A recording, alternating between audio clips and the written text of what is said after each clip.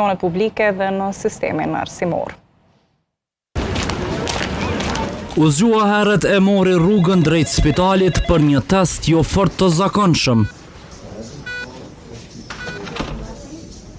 Deputeti i Aleancës për Ardhmërinë e Kosovës, Time Kadriaj, ka vendosur të nënshtrohet vullnetarisht një narkotesti, duke paraqitur këtë si një mesazh për ndërgjegjësim dhe përgjegjësi institucionale.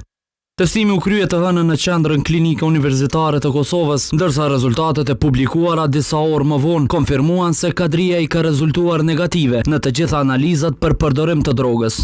Pas publikimit të rezultateve, ajo bëri thirrje se zyrtar publik duhet të jenë transparent dhe të japin shembull. Kadriaj propozoi që narkotesti të mos mbetet vetëm iniciativë vullnetare, por të rregullohet me ligj dhe të bëhet i detyrueshëm në institucionet shtetërore dhe në sistemin arsimor. Ta bëjmë ligjin që t'i detyrojmë të gjitha institucionet, pavarësisht cili institucion, edhe kuvendi, edhe policia, edhe ushtria, edhe shkollat, edhe mësimdhënësit, edhe mjeket, të gjithë t'i nënshtrohen narkotestit në mënyrë që t'jetë transparent, po edhe të luftohet ky fenomen i keq. Sipas saj, testimi duhet t'i nënshtrohen deputetët, policët, ushtarët, mjekët, mësimdhënësit si dhe nxënësit.